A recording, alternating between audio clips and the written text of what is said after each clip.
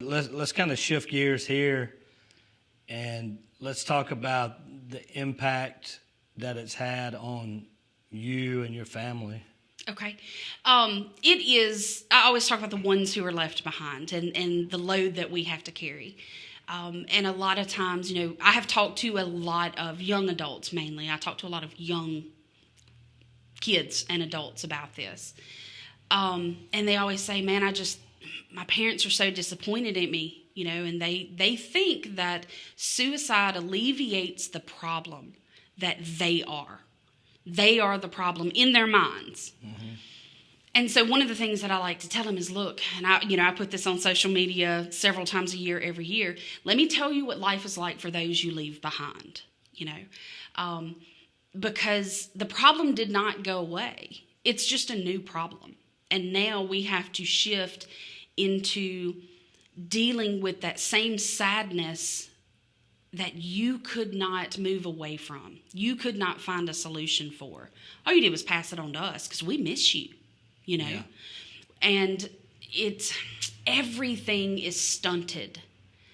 I would find myself, I was 19 years old, so I was a kid, and it was so easy for me to try to just step right back into my normal everyday life, and then I would feel guilty because I had a happy day. Or I would, I'd find myself singing a song with my head thrown back and having a great time. And then I'm supposed to be sad. And that's terrible. It's terrible to do that to somebody, to change their whole lives. And while that may sound insensitive for me I'm actually very angry at my brother. Very, very angry at my brother, which a lot of people will not say after the death of a brother. Ooh, I have gone through some times where I have just been real mad. If I could call him, boy, Yeah. But I am angry because he solved his problem, but he left it to us, And my parents who were trying to figure out how to move on after the death of a child, which I cannot imagine. I cannot imagine what that would be like. But trying to figure out how can they not ignore the living but also grieve the one who was gone was a very difficult balance for them to try to maintain. And then you have the overprotective blanket that gets thrown over the ones who are left behind, because we've lost one and we don't want it to happen to another. So I threw myself into school. I ended up having to come back home to help my parents, which put me into a very, very deep depression that it took me years to claw out of. Not a lot of people saw it because we have to put on that happy face to go out into the world. And my job was to make sure my parents did not worry about me. They had enough to worry about. So, and with Sean, my elder brother who's still living, he had to move away. He had to change his scenery, which I understood. He couldn't see the ghosts everywhere and the memories that pop up. So, here it is 22 years later, and a song will come on the radio and I'm still in the middle of the floor bawling my eyes out. So it never becomes easier. It becomes the new normal, but it never becomes easier to have that empty chair at Christmas. How often do you think about it? It varies season to season, as strange as that is to say.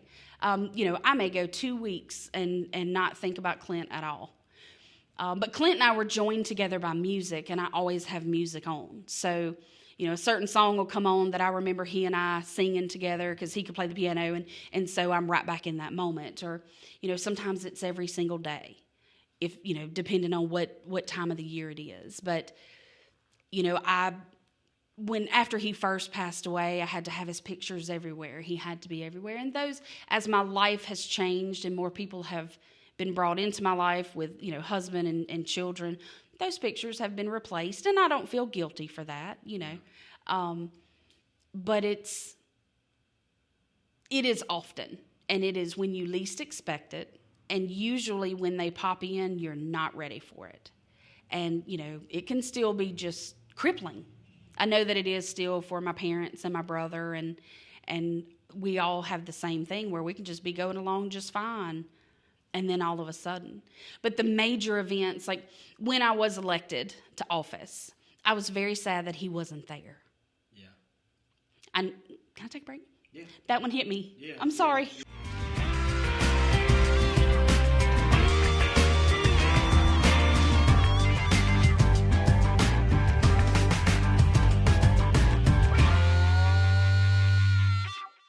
From regular family checkups to sedation dentistry, orthodontics and cosmetic dentistry, experience dental care the way it was meant to be. Right around the corner from a name you can trust, Miss Lou Family Dentistry. Come see us for all your handmade and fine jewelry needs here at 415 Main Street in Natchez, Mississippi. You can also find us on the web at riseandshinestudio.com. Always remember to smile big, shine bright, and enjoy the journey. Hey guys, we just wanted to take a minute and tell you about our awesome partners who make this show possible. Trinity Medical Center, Sabrina Dore Agency, Miss Lou Family Dentistry, Go-Mart and On The Go Deli, Natchez Heating and Cooling and Plumbing, Concordia Bank and Trust, member FDIC, Hicks Chicks, the Brandon Iron Steakhouse, Hampton Inn and Suites, Natchez, Intensive Home Health Care, the Continental Cook at the Carriage House Restaurant, Rise and Shine Studio by Melissa Vaughn, Rolling in the Dough, Crawdaddy's Fidelia, the Woodlands Event Venue and Wedding Barn, Colin Community College, Natchez campus, and the Roof Solution Group with Roof Max. So make sure to let these businesses know how much you appreciate them helping us spread positivity throughout the community. And remember, tell them Miss Lou Champion sent you.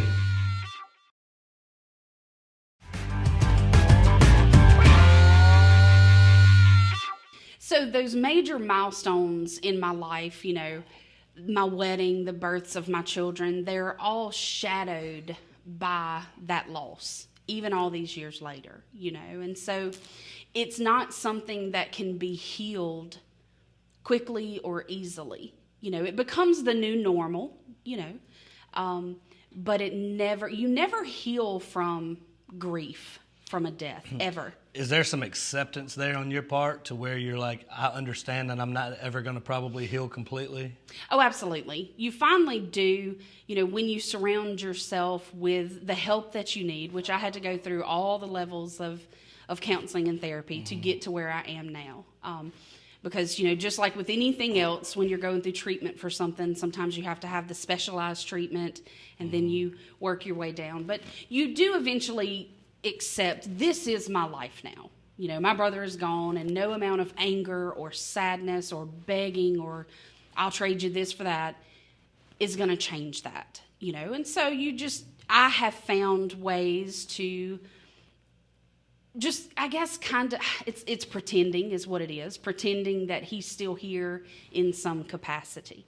And for me, that makes me feel better. And if that's what it takes, and I know I'm not delusional, then hey, that's what works. You know what I mean?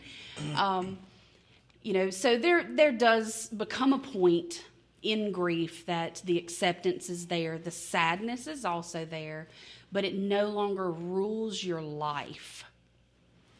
And when I was in my worst points of my life where it was actually an option for me as well, when suicide was an option for me, that's what I had to keep reminding myself is we have good days. We have some bad ones, but we have some good ones too. Let's focus on the next good one. When was that? What was that right after, or was that years later? It was right after. It was immediately after. As we were... You just felt overwhelmed? There was, yes, the sense of yes, perfect word, overwhelmed. Because for people like me who are the fixers and the helpers and I want to solve all the problems, I couldn't solve this. And so I felt inadequate. And that is something, suicide actually There are many studies that say it runs in the family. I know it does in mine because That's what I was just about to say. It's hereditary. It is, and my grandfather Yeah. also passed away by suicide. Yeah. So it does. So in your family, then there's definitely some signs there that it may be passed along. Absolutely.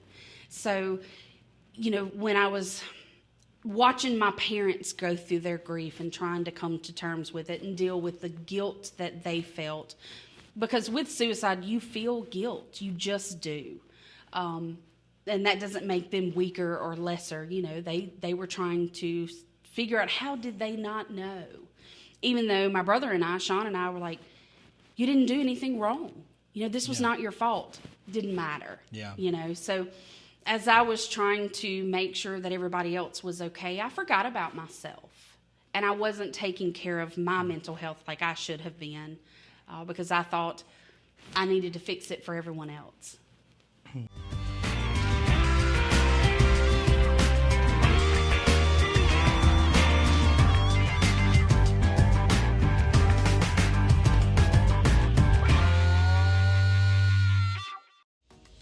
Welcome to your new hospital, Trinity Medical.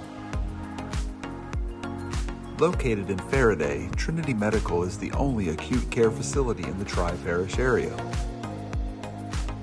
Here you will find an active pursuit of holistic health, a strong, honest group of clinicians, and a consciousness of others that transcends the 80,000 square feet committed to you and your loved ones. Trinity Medical.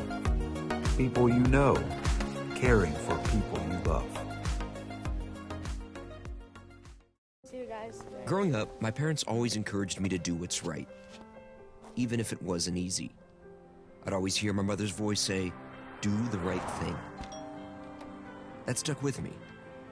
Every day, just do the right thing. The rest takes care of itself. At Shelter Insurance, we believe in doing the right thing for our customers and our communities. For auto, home, life, or business insurance, see Shelter Agent Sabrina Dore.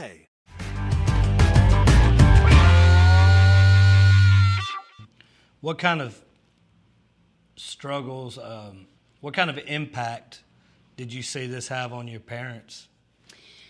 Devastating. Pardon me. I watched them change overnight. They were completely different people. Where my dad had always been, larger than life and, the life of the party, he became very quiet and distant, as he was struggling in his own mind. And, my mother suffered from a depression that it was dark. She was just sad all of the time. And I've said it, earlier in this discussion, for those of us, the living, a lot of times after the death of a child, especially the surviving children, the living children, we're kind of left out. We're kind of left behind because right then the most important person is the one who's not there. And that's who they're focused on. And so the living sometimes get ignored. And I'm not upset about that, and I'm not angry about that. I understand, why that happened. At the time, I did not. At the time, I didn't. But it did not take me very long to understand that is normal and to realize that they had no control over that. They were doing the best they could, And a lot of times that's what we all have to remember is people may be doing the best they can right now. It's hard to process emotions. It is. And especially whenever emotions that are that big and that hurtful. Yeah. It's hard as humans to process our everyday emotions, not to be angry all the time and stuff like that. And when you're hurt and you're cut that deep, I can only imagine trying to process that grief. Absolutely. And it's a very multifaceted situation. When we talk about emotions, we talk about them in a singular term. I was sad. I was angry. I was lonely. We usually define it with one word, and it's not. Emotions are multifaceted, and there's sadness and loneliness and anger all mixed together, and it's trying to figure out which one of those emotions is the leading role right now. that we can give attention to the other ones, but this is the big one, you know.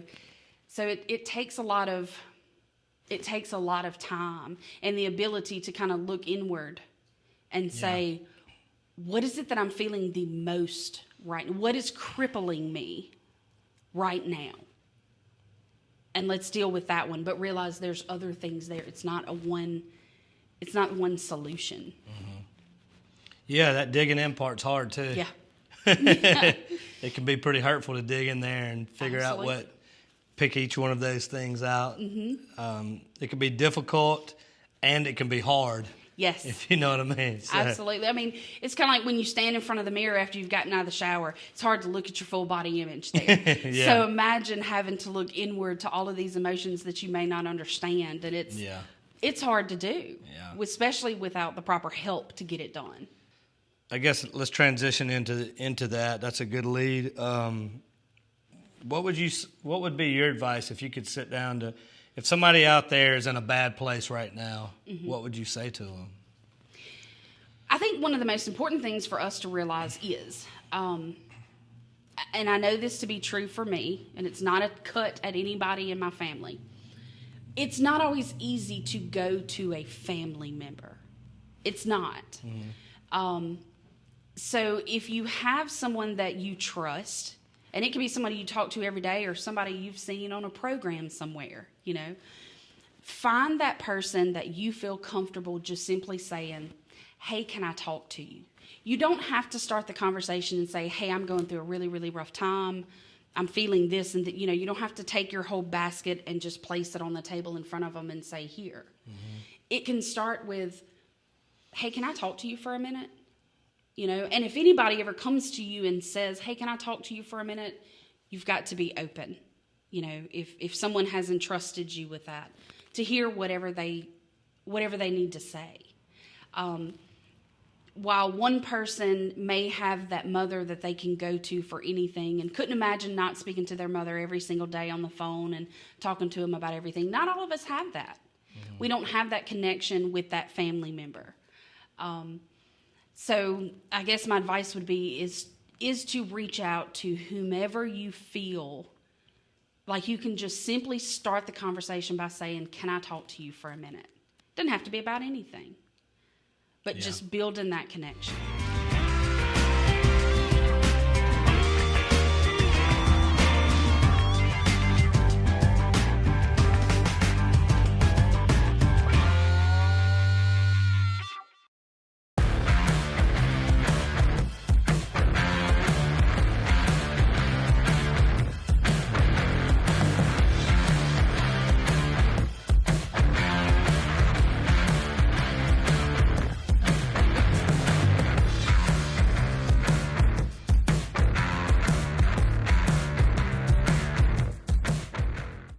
Revolutionary green roofing breakthrough is now saving property owners thousands of dollars on roof replacement by greatly extending roof life. Asphalt roof shingles have essential oil that allows for daily expansion and contraction, and as they age, this oil begins to dry out, causing the asphalt to become brittle and slowly break apart. RoofMax is the world's first sustainable roofing solution because it rejuvenates a roof by resaturating it with millions of microbeads of all-natural bio-oil. Like skin moisturizer for your roof, it quickly restores flexibility and waterproofing protection, guaranteed for 5 years. The all-natural treatment is 100% safe for people, pets, property, and the environment. And a RoofMax treatment is quick, easy, and very affordable. Get more life for less money with RoofMax.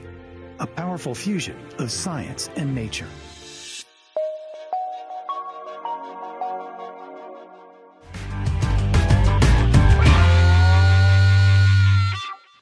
And then on the other side of that, like you just sort of you touched on, is I think we can go back to what we were talking about earlier. I think that just this conversation has raised my awareness on that, being that I don't have to solve the problem. Mm-mm. It's okay to just listen. And I think that just from us talking today, I feel like my awareness is going to be a little bit sharper, hopefully. Yeah. If that ever happens to me, ding, ding, ding, ding, ding. Yeah. Yeah. I'm solving the problem, but they don't want me to solve the problem. And you're not equipped to solve that problem. Yeah, I'm not. Exactly. And, you're not, and that's okay to say. Yeah. I'm not equipped for that. Yeah. But you know what I am equipped for is listening to you. Yeah. And, I know that I have been in therapy for years, and I have no problem saying that at all, because it's a problem I can't solve by myself. Mm-hmm. So I went to a professional. So, and it's okay if someone is talking to you, and you can say, hey, listen, I have a therapist or a counselor or whatever the case may be. Would you like their phone number? And if they say, no, I wouldn't dare think of it. Okay, the end. I'm still going to be here for you until you're ready to receive that information. Again, while we have gotten better in our society at mental health and talking about it and discussing it, there's still a little bit of trepidation with some people about moving into that role, moving to that alternative or into that route.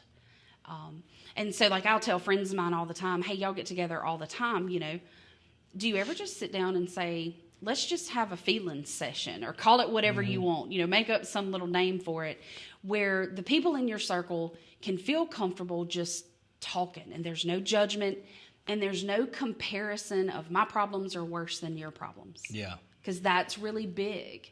Well, I know that you have this, but just think about me. I have all of this. And that can close down a conversation.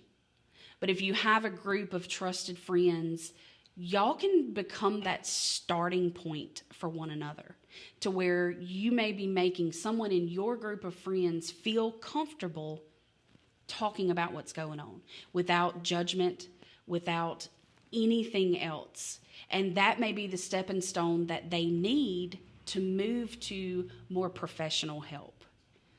Because in most cases, we need professional help, but we have to get there. And I think there's another challenge right there, a challenge to each one of us as individuals to say, you know what, somebody's got to trust that other person. They have to know that if you're going to come talk to me, you have to trust that I'm not going to go gossip about you, and I'm not going to get on the phone and be like, you can't believe what she just told me. Mm-hmm. So I think that there's a challenge for all of us to take that as a responsibility and let people know, hey, I'm here for you, and I'm not going to go put you on blast. Whatever you tell me is between us. Mm-hmm.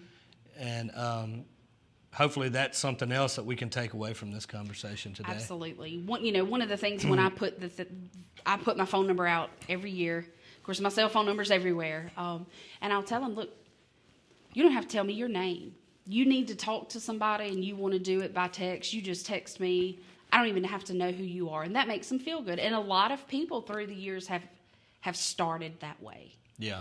And it just takes, being that person that's willing to say, I don't have to know everything about you to listen to you.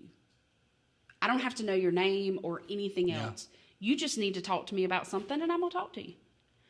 And then what I do, because I am not a therapist. I am not anything like that. I'm just a listener, And then I'm going to eventually try to guide you where you need to go to get the help that you need. But in a gentle way, that's not me saying, or it cannot be taken as me saying, I can't help you with this. You need to call a doctor. Mm-hmm. Because it's not always that easy. Yeah. No, I agree.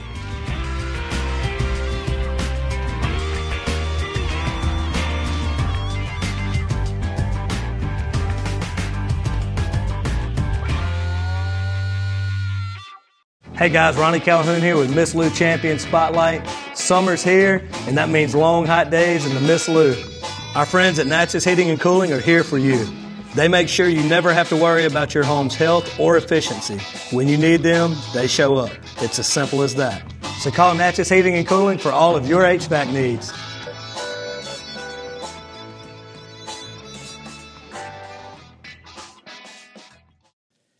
If you like what we're doing here at Miss Lou Champion Spotlight, make sure to like, follow, share on Facebook and Instagram, and visit our website, MissLouChampions.com.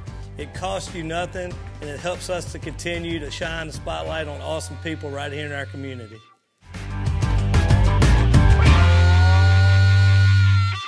I think the last question that I have for you is, what would you say to others who have been impacted by this? who have been impacted by suicide. A Yes, loved one has the living left behind, as you said earlier. What would you say to those people out there? So, because there may be some that's still fresh to them. What advice would you give to, say, the fresh people out there? One person gave me advice that I have kept this whole time, and that was, he's going to die every day. And when I heard that, I was shocked. But as I processed what that meant, was every day you're going to wake up with this feeling and it's going to be new. Especially when somebody first leaves us, no matter the way, whether it was an illness or a car crash or a suicide. You kind of go to bed those first few nights wishing it was all a dream, and that you're going to wake up from it.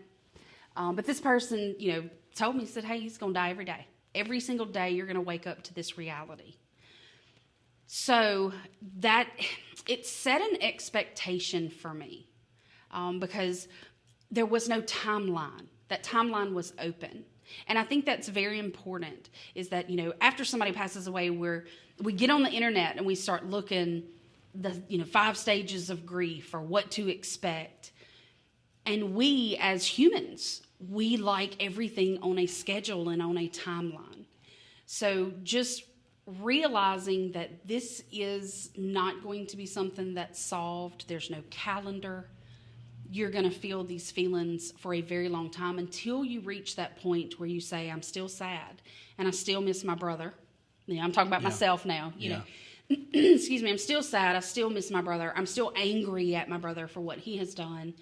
But my life didn't end when his did. A part of me did. And the person that I was before he passed away is no longer. Because a lot of times we try to revert right back to where we used to be. We will never be that person ever again. You're a whole new person.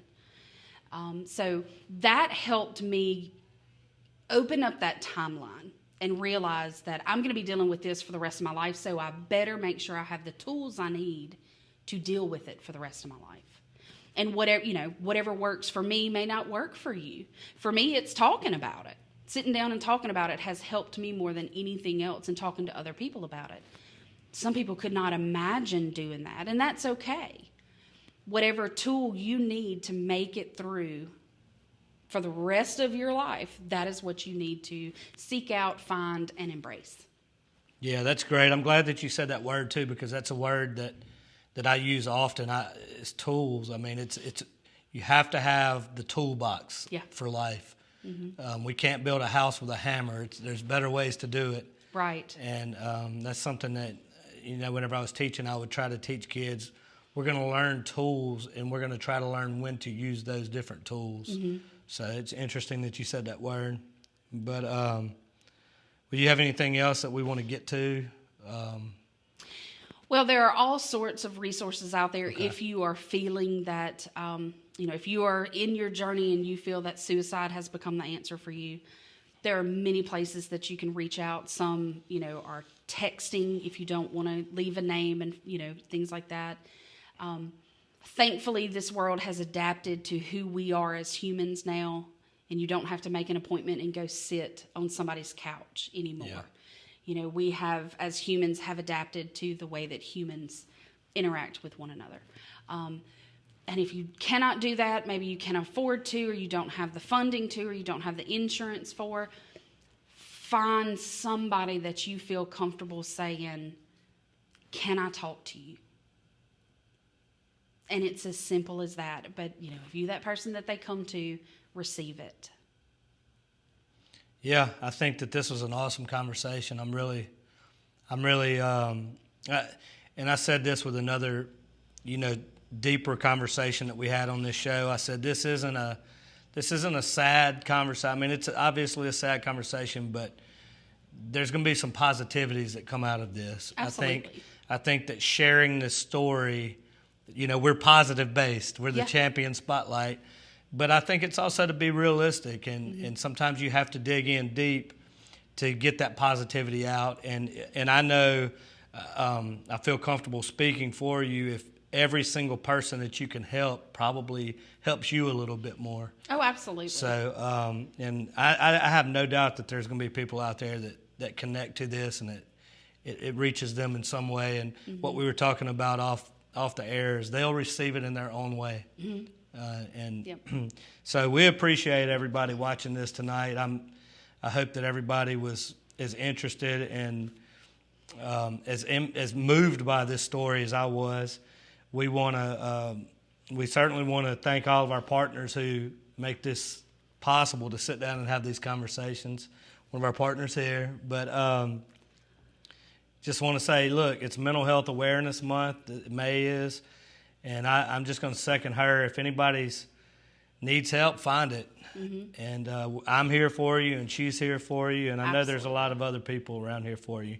So God bless everybody watching this tonight, and as always, have a champion day.